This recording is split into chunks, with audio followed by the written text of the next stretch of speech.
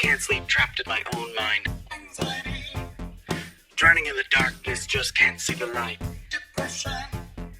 Doubtful, insecure, can I really do this? Imposter syndrome. I'm alone, unloved, just feel invisible. That's loneliness. We're not therapists, but we need one.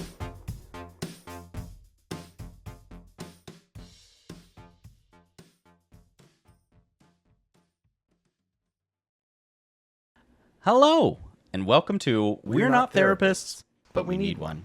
The podcast where we have honest and vulnerable conversations about our mental health with one another. I'm Jay, And I'm Anthony, and neither of us are therapists. but we're trying to help ourselves and each other by sharing our experiences and feelings. In this show, we'll deep dive into topics like anxiety, depression, Self-esteem, trauma, and more. we'll talk about how they affect us, How we cope. and what we've learned along the way. We're not doing this to bash or blame anyone. Especially our families, who may have contributed to our mental health challenges, We're doing this to heal and grow. and hopefully inspire others who can relate and open your mind to your own healing. We also want to warn you that this show may contain some sensitive and triggering content. We'll be talking about personal and painful things that happen to us and how they still affect us to this day. If you're not comfortable with that, or if you feel like you need professional help, This show may not be for you, but if you're ready to join us on this journey of self-discovery and self-improvement, we're glad to have you. we're not experts, but we're honest and we're not alone. Now, let's start the timer. Anthony, how do you feel today? Hey, I'm doing all right. How are Hey. you? Oh my gosh, I'm tired. Yeah, I feel that today too. It's been a whole fucking day. Yeah, it's been busy. Yeah, that I know that's for true. That's for true. Yeah, I had this weird issue at work that it's not an issue, it's just I get really irritated with the lack of communication that we have in our business as a whole. And so it's irritating me, but it's also helping my case to sort of form a new position that's centered around bridging some of these gaps. But God, we do once a month, we do this full inventory of all of our finished good products, like our sellable products.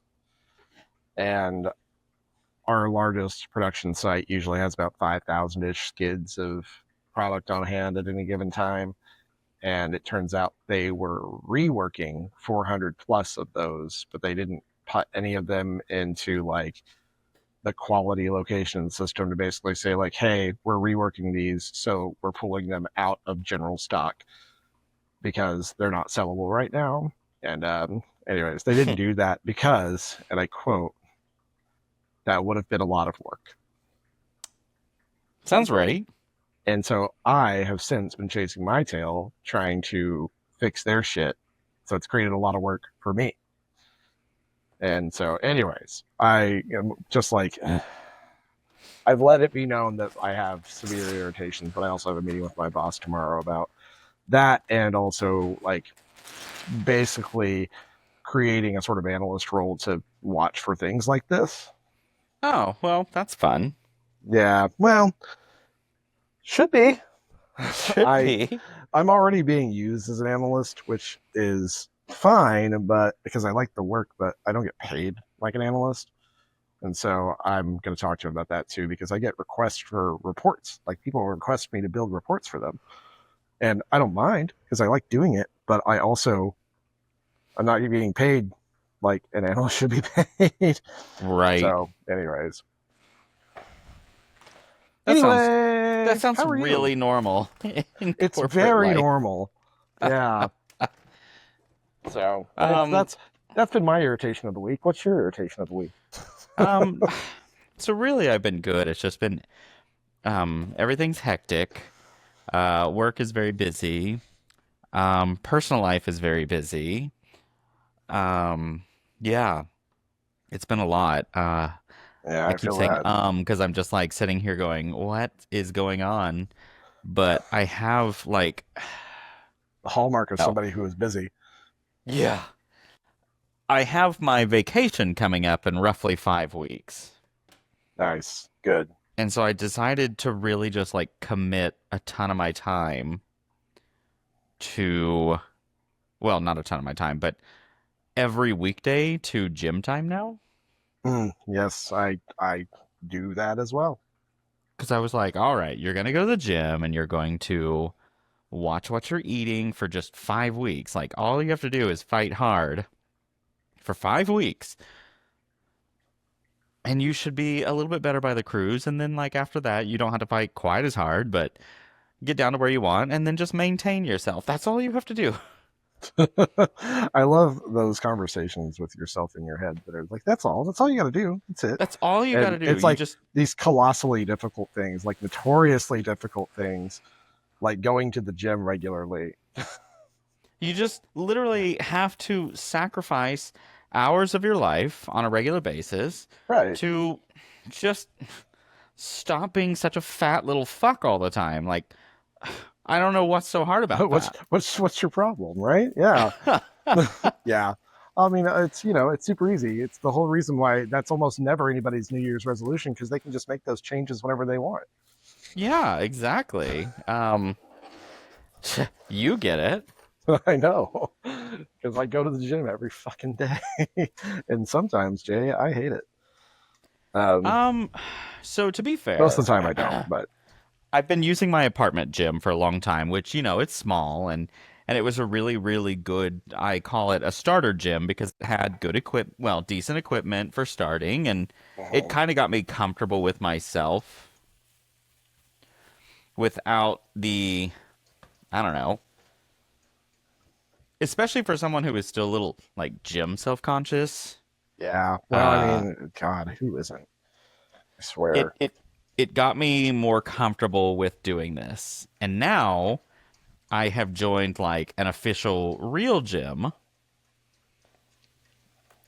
that I pay way too much for, but I'm in love with the gym. So it's like Yeah. super motivating me to go, and I love it. And I What actually know people that go there, so I run into them randomly. That does make a little bit of a difference. I do like. Sometimes I like knowing people at the gym that I'm going to, and I gotta tell you, sometimes I don't. There are times I'm just like, Luckily, I don't really want to know anybody.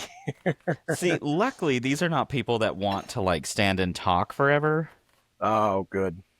And so if they were, I'd be like, no, no, no, I'm actually kind of in my zone, so please leave me alone.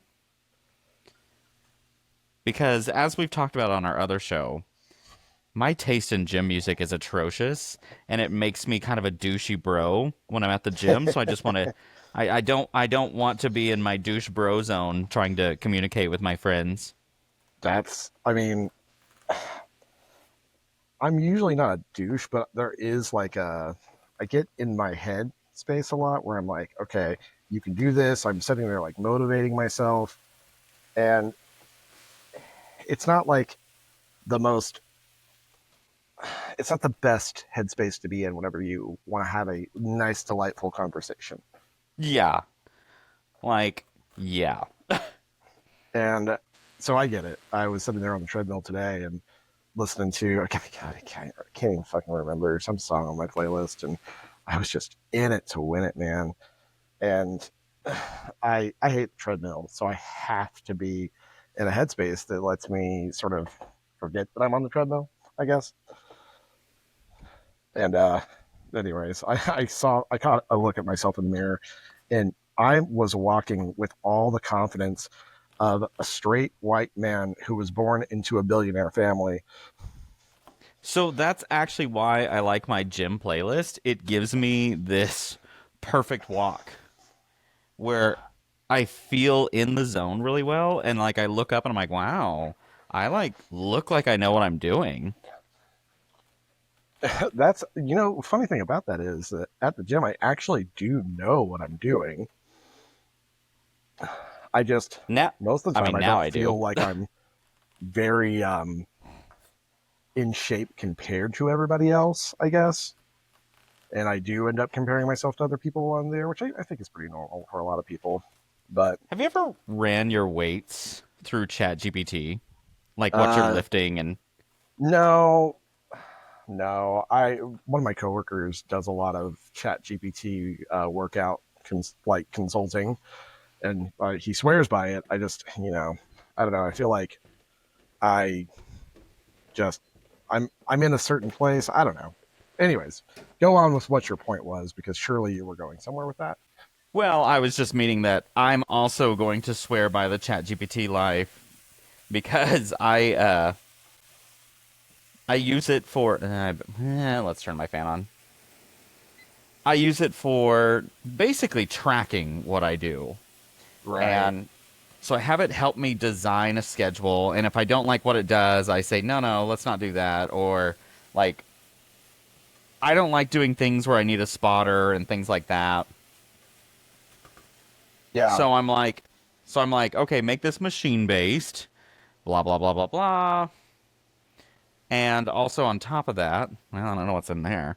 On top of that, I'm able to track my weights. Like, okay, here's how much I used last week. Here's, what's your recommendation? I've never used this machine before. And so usually it recommends lower than what I can handle, and it makes me feel good. because because she'll be like, start here, and then I'm like, okay, well, I did this number, and she's like, oh wow. And so it's almost in this stupid way, like motivating, because I'm like, oh, ChatGPT thinks I'm so strong. Things my mom said. And but in general, like I really appreciate being able to go pull up my drill schedule. Jesus, I've worked in oil and gas too long. Pull up my gym schedule today, and it'll tell me like, here's the machines you need to use based off of your hour long that you said you want to be there, including your 10 minutes of cardio up front. Here's the machines to use. Here's how many reps and how many times. Here's the weights that you used last time. I recommend moving up to this. And so it's almost kind of a way for me to be like, yeah, okay, she said that I should be able to move up to this, so let me see. And so it's kind of a way to keep me accountable, to keep challenging myself. I see what you're saying. Which, And I mean, that makes 100% sense. I've really appreciated it. And she's also introducing me to kind of machines that I've never used before, and I really appreciate it. And yeah, so it's been helpful because I'm not like, I don't know. I don't know how to explain it. And then I also, like, in that same chat, I kind of keep track of what I eat because I'm also on a calorie deficit right now. Right. And so I'm on this diet plan where I have to have just a slight bit of a deficit, but I don't want much because I want to make sure that my body's processing properly.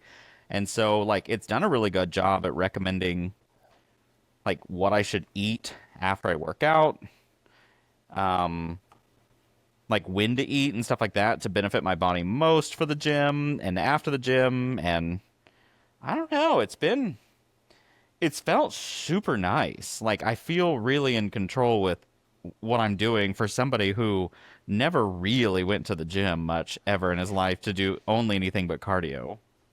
Well, I mean, that makes sense. Honestly, I think it's a good way to make the gym more accessible for people who don't want to have conversations with people at the gym, and really want to help understand more of, you know um, what's available to them, because there are a lot of machines there that people don't know. I had to show these a couple of kids how to hook up one of the cable row machines the other day, because it was one that used dual cables and they were trying to figure out how to connect it to the handle, and I was like, Oh, yeah. I was like, hang there's on. a if you never go to a gym and you look at a machine, there's so many that I'm just like, the fuck is this thing? Yeah, and that's true. I guess I never been like a gym bro, but I guess being in the military, I know enough about the gym. Oh, yeah, that helps a lot. Yeah, and so I don't know. I know enough that I don't feel uncomfortable doing what I want to do at the gym, if that So makes I sense. did, and basically ChatGPT made me feel comfortable because it was like, here's your machine, and then I'd be like, I don't know what the fuck to do on that, like I don't get it. And then she'd be like, "Oh, well, this is how you do it." And so then, like, now I'm comfortable with all the machines I use. Yeah. So that's really nice. I think that's a great option, honestly. I feel really good with it, and I'm glad that I'm utilizing it that way. Yeah, I think my biggest hope with AI is that it stays accessible to everyone, and that we find a way for it to not use hundreds of thousands of gallons of water. Oh my God, right? That's because I love the concept of it giving you access to things that capitalism has made otherwise horribly expensive. Like what you're talking about is awesome because who can afford a personal trainer? But everybody wants to Yeah. get in shape. Like it's just a normal motivation that most people have is just I want to get in shape, but I don't know what to do and I don't know where to start. Which, speaking of, since we're a mental health podcast, what have you noticed different about yourself since gymming more on a regular basis? I have a lot more mental clarity than I used to before I got back into the gym. I obviously have got more energy as well, and I'm generally in a better mood most of the time. I'm not going to say all the time because we've been doing a lot of social events too, and holy shit. Reggie, get down. That is not yours. He's like on the back of the couch trying to get my packages I got in from Amazon today. Asshole. Anyways, I've noticed that well, the same thing. I have a lot more energy. My mood, I don't know. I just don't have as many like spoofy mood days Yeah. where I'm just like, I don't give a fuck. I'm not in the mood. Like I feel a lot more regulated on my mood. I'm hoping Totally that I get don't that. set off my smoke alarm because that chicken smoked more than I anticipated. But and apartments are notorious for setting off at the slightest way. Anyways, but I've noticed that. I've also noticed that my motivation is drastically increased. I My motivation to do the gym is pretty good. My motivation to do work, I mean, I guess it's fine. I don't notice that I think I'm better off because I will do things that I otherwise wouldn't do. Like I'm not just getting, even whenever I don't have to go to the gym or at other times of the day, I don't just come home and sit on the couch and do nothing. I do try to accomplish other things, Well, and that's and it. it's not a fight to do it. And It's I like think that's yes, exactly. It's like at home, I catch myself a lot more easily going, "Hey, you can go ahead and just organize while you're doing this." right. And things like that. And I'm like, "Oh, this is kind of nice." And even my lazy days feel good because I don't have them often and I feel like I Hmm. utilize them well. And normally I still get chores done. Like Sunday I was kind of lazy and I did laundry and just a bunch of random chores around the house and they just don't feel daunting anymore. Yeah, I can see that, and I guess I I haven't thought about it as much, but I never think that chores feel daunting right now. Oh, yeah, mine definitely used to all the time like but I also feel like that might have been some of my depression. Hmm. Um Totally but get that. I'm also kind of researching uh basically ways to benefit my ADHD and things and so I never really obsessed over making my bed because I was like I'm just gonna fuck it up in a minute. Yeah. Um but recently I've really gotten set on a structure where I'm like nope, you're gonna make the bed. And after doing that for a few weeks, I now kind of have this like obsession where it feels comfortable. It's funny And that you mentioned that. Sorry, go ahead. no, I was just like and it makes me feel like my day is so much more put together when I start it that way. Well, so Joe has been making his side of the bed pretty much every morning. I am trying to remember to do it before I leave. And Sometimes I do and sometimes I don't. I'm definitely not perfect at it. I'd probably say at this point more often than not I don't, because I just don't. We never used to do it, Yeah. and it was something that he didn't really talk to me about. He just sort of started doing it, and there's this phenomenon in relationships that whenever you really want your partner to start doing something, the best way to get them to start doing something like building a habit is to start displaying the habit yourself. Right. And so I'm like, he hasn't necessarily said anything about it, but I started trying to be like, oh, hey, I need to remember to make my side of the bed. Sometimes I do and sometimes I don't, but I think about it now, and I never did before. Yeah. And so I'm just like, oh, he's training me right now. Pavlov's hospital corners. And I can't get over how now that I've like made myself do it on a regular basis, it's like part of my routine now. Like I get dressed, I get ready, I'm showered, and before I can leave the bedroom, I have to make my bed, and then I open my blinds and I leave. Well, there's something about getting into a bed that's made that is just very satisfying. It and I just it's just because now like it makes my life feel so much more organized that what I've started doing is I catch myself on a regular basis organizing other things. The only problem I'm still running into is I am really good about leaving my shoes scattered in my bedroom. And so, like, I'll wear a pair, take them off, and then wear another pair the next day and take them off, and they kind of just start piling around these same spots. And so, what I have to do is there's something about my brain that I'm like, no, you're not going to pick them all up and put them away. But after you wear this pair, you're going to pick up another pair and bring it back. And so I like slowly bring it back. I don't understand myself on this one. But the shoes thing is now the thing that's bothering me. So I'm trying to get in a habit again of being very good with that. Because like the bed thing has triggered me to be like, why don't you do other things? So that is also funny because since replacing those floors, I've tried to make a concerted effort to make sure laundry doesn't end up on my side of the bed. Like it's going to end up there a little bit, but it used to pile up and accrue so fast and so much. And so I have recently put this banana bread in the oven. Banana. But anyways, I moved a clothes hamper in right next to the door to the bedroom. Mm-hmm. And so now it holds the door open. It props it open. And that way, if I somehow make it to the bedroom and I haven't put my clothes in the laundry room, which is where I usually put them, then I can put them in the hamper. Yeah. It's like an extra opportunity to put the clothes in the right spot. Right. And I've noticed that there are significantly less clothes hanging out on my side of the bed.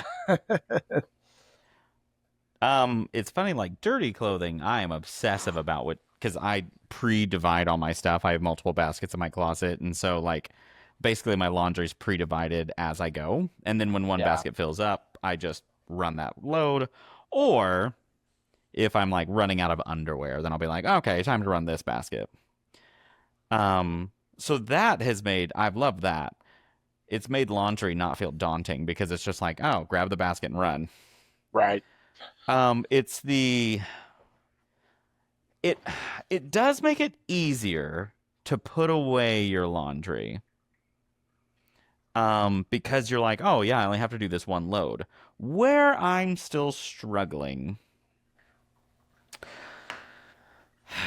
is if I do multiple loads and then like one of them I'm pushing into the late evening, that one will be stuck in the dryer for a while.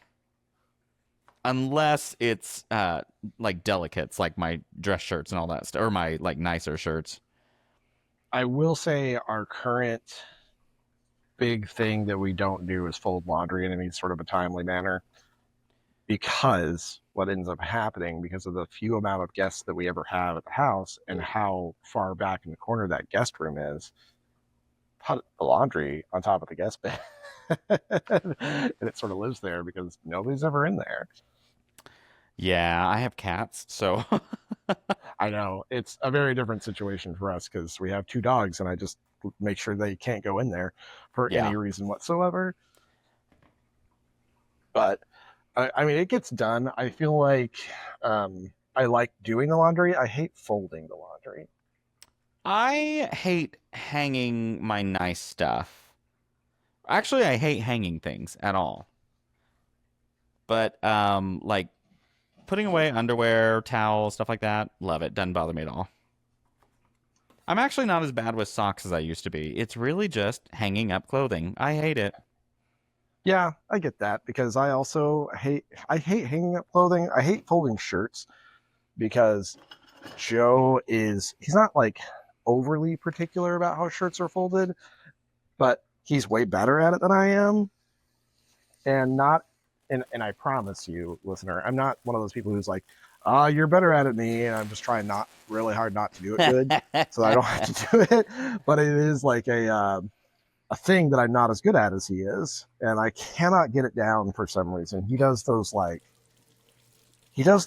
folds that you find in retail stores. Oh, yeah. Yeah, that's easy. Yeah. I'm used to that too. I learned that from somebody I Guess it's dated easy in for retail. everyone but me. Damn. I was like, no, I dated somebody in retail and wanted to learn because, I'm a people pleaser. And so, Well, I do fold them like that. I'm just not as good at it as he is. And I'm sure he he's doesn't. better He's way better than at me it than for I am. sure. But he doesn't say anything about it. But sometimes he'll make a comment. And I'm like, I know I'm not good at this, but I'm trying. God damn it! Yeah. I'm not out here doing like, oh well, why don't you just do it? But most of the time, I do the laundry, and he does fold it at some point, because he's better at it than I am. He's got a method, and he likes things. He likes certain things to be particular ways. He's not like that about everything, but there are certain things he is, and so I try not to cross that line too often. I will say, in dating, I do a lot for the other person just habitually because that's just who I am. And God damn it, I would love to date someone that wants to do laundry. Like, I like to do the laundry. They may have some red flags that I could dodge if they're gonna do laundry. I like the smell of fresh laundry. Like, there's just something so nice about it. And Nice. it was one of the things that whenever I was growing up, my mom would always we had a laundry outhouse. Oh, yeah. Are you familiar with that? Yeah. I am, So, yeah. Yeah, so we had one of those, and you could, when she would do laundry, you could smell it like all the way down the block. So you just, it would always smell so good, and so I've just, ever since then, I've always wanted to have my clothes clean. Anthony, for listeners that don't know, what is a laundry outhouse?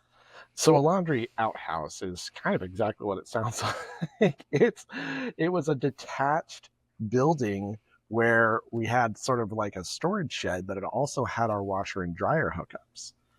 And so that's where we did our laundry, was in this detached building from our house. And it was just, I think what it was they had built a shed there, and then at some point, whenever they decided to do some extra plumbing on the house, they added that, and that's where the washer and dryer hookups went, because they couldn't fit anywhere else in the house. I love that, and I don't know why. It's such an Oklahoma thing. It's a very small town Oklahoma thing to do. Small town Midwest. This is the space that we have, so we're gonna figure it out.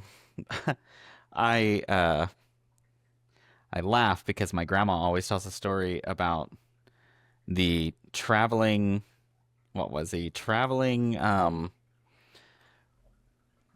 construction guy that came through and built onto their old house it was the one I remember her built on the laundry room and bathroom.